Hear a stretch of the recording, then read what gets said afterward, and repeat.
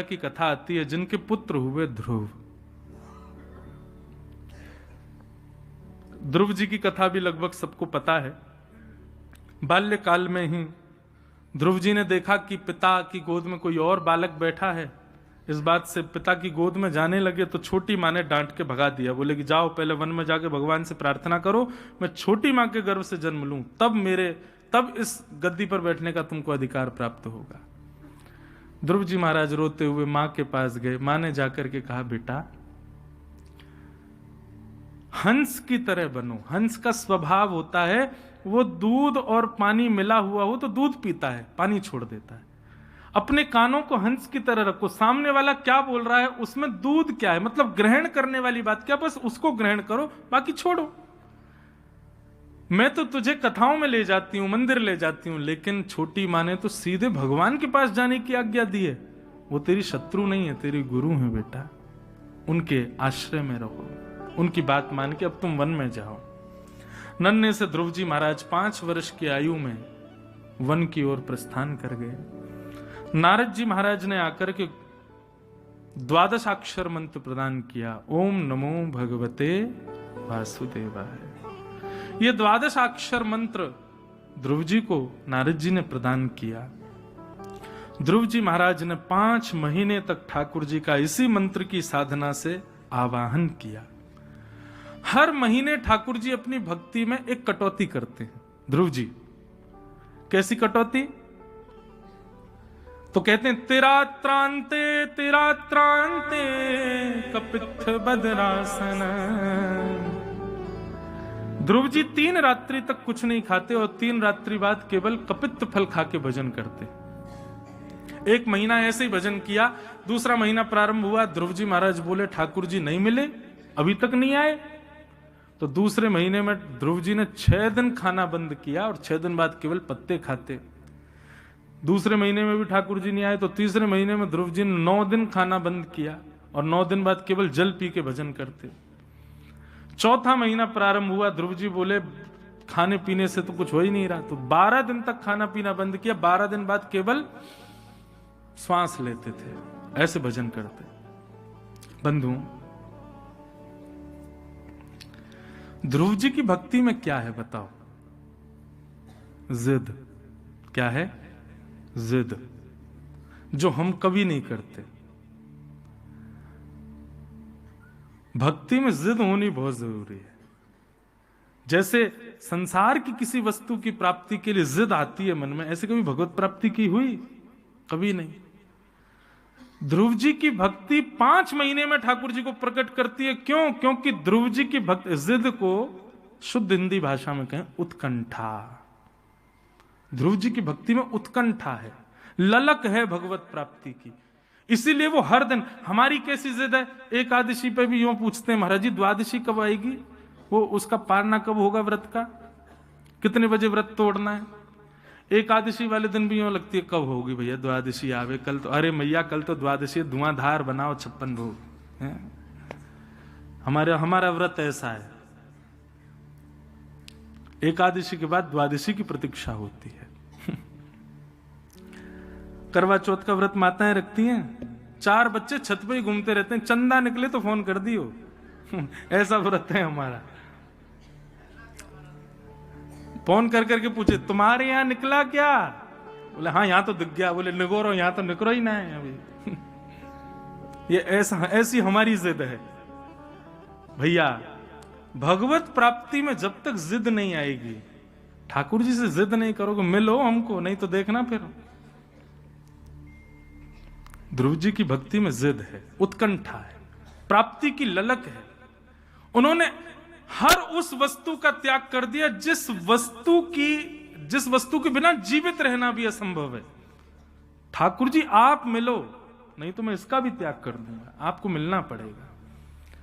5 महीने बाद ध्रुव जी ने अपनी श्वास को भी वशीकृत कर लिया। अब मैं श्वास ही नहीं लूंगा, ठाकुर जी आओगे कैसे नहीं। 5 महीने बाद देवताओं में हाकार मच गया, सब दौड़े दौड़े भगवान के पास गए, बोले भगवान दर्शन दो ध्रुव को, ये श्वास रोक करके खड़ा है। ठाकुर जी स्पष्ट भागवत में कहते हैं, ऐसे उत्कंठा युक्त भक्त को दर्शन देने नहीं, उसका दर्शन करने जाएंगे हम। उसका दर्शन करने जाएंगे।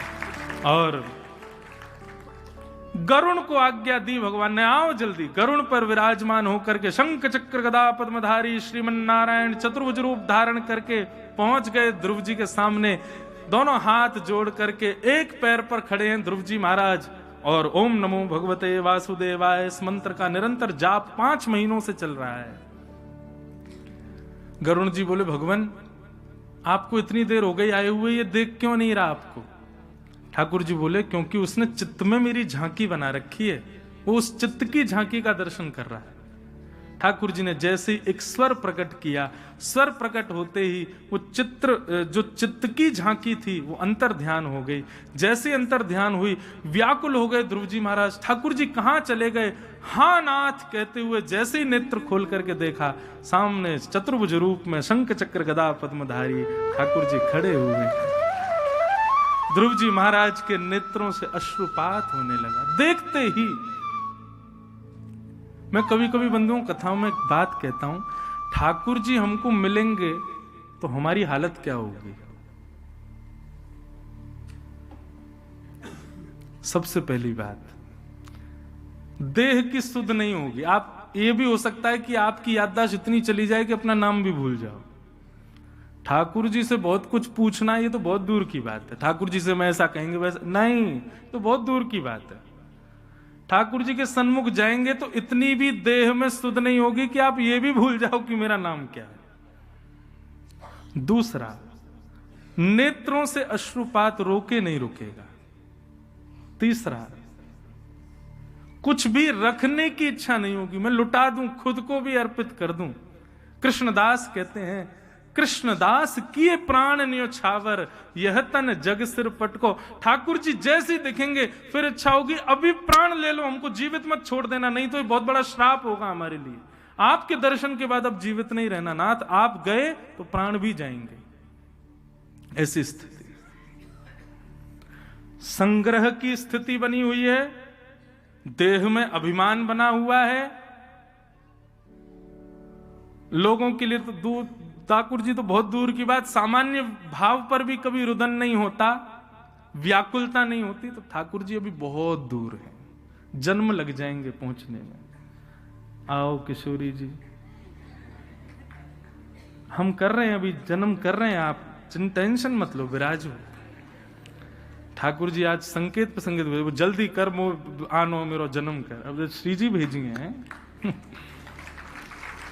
जय हो। कहां थे, मैं तो भूल गया क्या कह रहा था। कोई याद दिलाओ भाई जल्दी। क्या?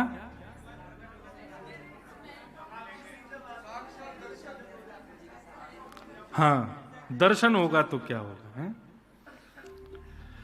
भगवान कितनी बड़ी कृपा है कि वक्ता एक ही होता है और श्रोता कितने सारे।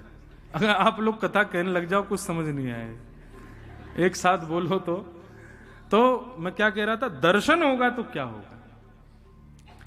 देह में अभी भी अभिमान है, सामान्य भाव पर भी कभी रुदन नहीं होता, ठाकुर जी के लिए तो बहुत दूर की बात।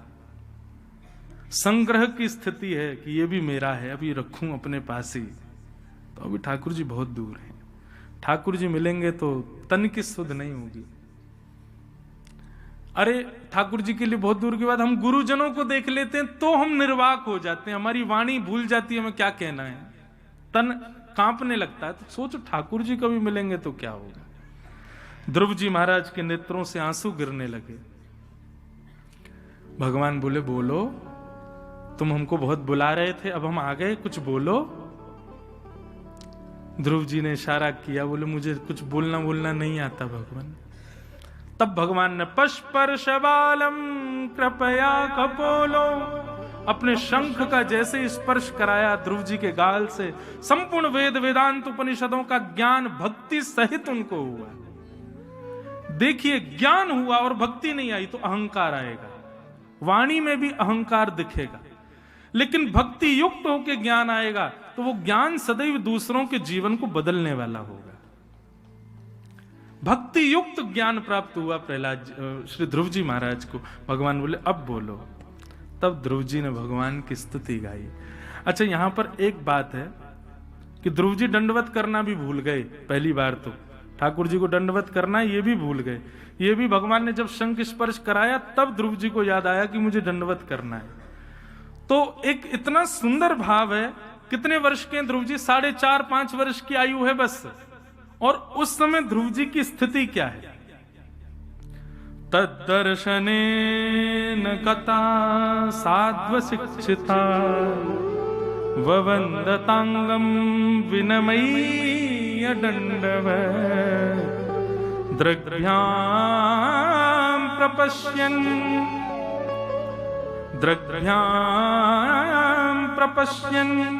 प्रपिबन्निवार्भक शुम्मन्निवास्येन भुजैर्लिवाश्लिषन्।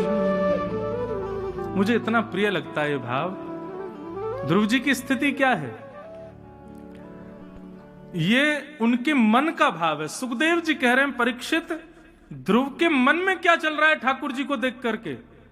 बोले ध्रुव जी के मन में भाव आ रहा है, ये इतने प्यारे हैं, इतने सुंदर हैं, ऐसे गोल गोल इनके गाल हैं कि मैं इनकी गोद में चढ़ जाऊं, इनको जोर से अपने अंक में भर के और अपने अपने 2-4 दांतों से इनके गाल को काट लूं।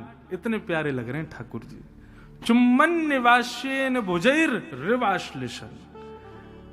ठाकुर जी के गाल पर एक चुम्बन ले लूं और अपने भुजाओं में ऐसे कस करके पकड़ लूं। सुखदेव जी कहते हैं परीक्षित, ये बात मैं इसलिए बता रहा हूं, लोग बाग कहते हैं कि गोपियां ठाकुर जी से प्रेम करती थी, ठाकुर जी गोपियों के संग महाराज करते थे। अरे गोपियों के हृदय में भगवान के प्रति ये प्रेम भाव कैसे उत्पन्न हो सकता है?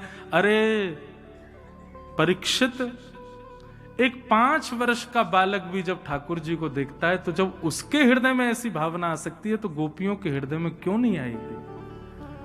ठाकुर जी को देख करके एक 5.5 वर्ष का बालक, 4.5-5 वर्ष का बालक, जिसको यही नहीं पता कि ये सब क्या होता है, उसके हृदय में भाव आ रहा है कि मैं ठाकुर जी को जोर से कस के पकड़ लूं और इनके कपोलों को थोड़ा सा अपने दांतों से काट लूं। ऐसे भाव जब ध्रुव के हृदय में आ सकते हैं तो किसी गोपी के हृदय में आ गए तो हमारे चित्त में प्रश्न क्यों आता है? ये ठाकुर जी के स्वरूप है कि उस पर सब रीझ जाते हैं और सबका भाव ऐसा ही हो जाता है। कोई कितना भी बड़ा ज्ञानी, ध्यानी, तपस्वी, वैरागी, वीतरागी क्यों ना हो, ठाकुर जी आ गए तो निश्चित है वो गोपी और वो कृष्ण बन जाएंगे। वो कृष्ण है और वो अपने आप को गोपी ही माने। बिना गोपी हुए ठाकुर जी मिले ही नहीं, समझो। ध्रुव जी ने भगवान की स्तुति गाई। भगवान ने कहा मांगो वरदान, क्या चाहिए ध्रुव? तब ध्रुव जी कहते हैं भगवान, भक्तिं मुहुः प्रवहतां त्वयि मे प्रसंगो भूयादनन्तमहताममलाशयानां येनाञ्जसौल्वणमुरुव्यसनं भवाब्धिं निश्चय भवद्गुणकथामृतपानमत्त। हे नाथ, ऐसी कृपा कर दो, आपकी कथा रूपी सागर में मैं सदा डूबा रहूं। जहां कहीं भी आपकी कथा चलती हो मैं वहां बैठ करके आपके सुंदर गुणानुवादों को सुनता रहूं। नाथ, मेरे पर ऐसी भगवान बोले, भले आदमी, तुमने हमको नहीं मांगा, हमारी कथा मांग रहे हो, क्यों? ध्रुव जी कहते हैं, बोले आपको मांगूंगा तो आप केवल 2 नेत्रों को दिखाई दोगे, लेकिन आपकी कथा में तो आप रोम रोम को दिखाई देते हो ठाकुर जी। प्रत्येक रोम आपका अनुभव करता है। इसलिए नाथ, 2 नेत्रों को सुख मिले वो मुझे नहीं चाहिए, मेरा रोम रोम प्रफुल्लित हो, ऐसी कथा मुझको चाहिए। ध्रुव जी को ठाकुर जी ने हृदय से लगा लिया। गरुण जी के भी नेत्र सजल हो गए ये मिलन हरि और भक्त का देख करके। ऐसे भक्त वत्सल भगवान को हम प्रणाम करते हैं। भगवान ने ध्रुव जी को 36,000 वर्ष तक पृथ्वी पर राज्य करने का आज्ञा की। ध्रुव जी बोले, भगवान ऐसा क्यों कर रहे हो? अब आपके दर्शन हो गए, अब जीवित नहीं रह पाऊंगा मैं। भगवान बोले, नहीं, तुम्हारी प्रथम इच्छा तो पिता की गद्दी पर बैठने की थी, इसीलिए तुम आए थे हमारे पास। अब जाओ, हम तुमको इतना राज्य गद्दी का उपभोग देंगे कि तुम ऊब जाओगे। और 36,000 वर्ष तक ध्रुव जी ने राज्य शासन पालन किया। तत्पश्चात भगवत कृपा से मृत्यु के सिर पर पैर रख के ध्रुव जी महाराज भगवत धाम को प्रस्थान कर गए। आज भी ब्रह्म मुहूर्त में सबको ध्रुव जी रोज दर्शन देते हैं। ऐसे ध्रुव जी को हम बारंबार प्रणाम करते हैं।